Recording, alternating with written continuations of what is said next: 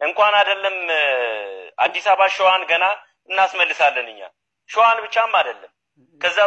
በታች ያለውንም ሁሉ እናስመልሳለን የህዝባችን ነው የወገናችን ያ ነገር አይቀርም ወደፊት ገናም ሌላም ነገር ልናመጣ እንችላለን እሱ ያበቃም ነው ህገ መንግስቱ ራሱ የብሔር ብሔረሰቦች መብት ነው እንጂ የክልሎች መብት አይደለም ክልል ይሄ ክልል በህገ መንግስት ተወስኖ አልተሰጠውም ለኦሮሞ ህገ መንግስቱ ላይ ራሱ የኦሮሞ ክልል ይሄ ነው ኦሮሞ መሬቱ ነው የሱ መሬት ነው ተብሎ አልተጻፈለትም የትግሬ መሬት ይሄ ነው ተብሎ አልተጻፈለትም የለም እንደዛ አይነት መደገፍና አምጥቶት አናውቀው ልዩ ጥቅም ካስፈለገ እንደው ለጎጃም ገበሬ ነው ብያ 65% አምርቶ ለሚያበላው ነው ልዩ ጥቅም የሚያስፈልግ ኦሮሞ ማን ነውና ነው ኦሮሞ ማን ነው አዋሳ ማን ነው የሚባለው ናዝሬትና አዲስ አበባ ላይ ቢሮ የሚከፍቱ ማን ነው ኦሮሞ ምንድነው ኦሮሞ ከየት የመጣ ነው ኦሮሞ ከሌላው ኢትዮጵያ ህዝቦች ምንድነው ኦሮሞ ታሪኩስ ምንድነው ኦሮሞ ምን አርጓል ለኢትዮጵያ ኦሮሞ ብቻው ምንም ያደረገው ነገር የትኛው ታሪክ በጣም ደም የሚያፈላና ይውላል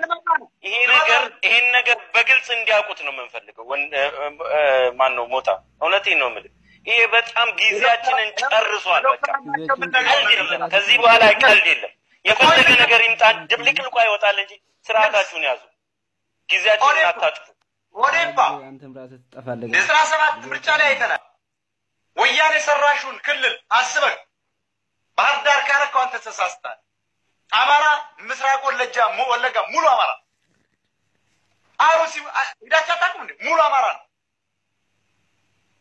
አይደለም እንደዚህ ያደረገ they know it የወያኔ ሴራ ስለገባቸው አሁኑኑ ኦዴፓ ጥያቄ ሊጠየቅ አይገባው የአማራ ድርጅት የምትባል ይሄን እየሰማን በአስቸኳይ ጽፈት ቤትን በአዲስ አበባ አስተው ቤተ መንግስት ይሄንን እኮ ነው ከጧፍ ገና ተናግሬያለሁ አዲስ አበባ ማዞር ነው ያለባቸው እኛ የምናውቀው አዲስ አበባ ነው ባህር ዳር የጎጃም ዋና ከተማ ነው ጎጃሞች የጎጃም ህዝብ ከተማ ናት የጎጃም ህዝብ ታሪክ ያለባት በቃ እንደነና የአማራ ታሪክ አለ ባህር ዳር ሌላ ምንም አይደለችም ባህር ዳር እኛ የምንፈልገው የአደፓ ጽፈት ቤት በተንጣለለ ህንጻ ላይ ቦሌ ላይ እንዲሰራ ፈልጋለሁ ቦሌ ላይ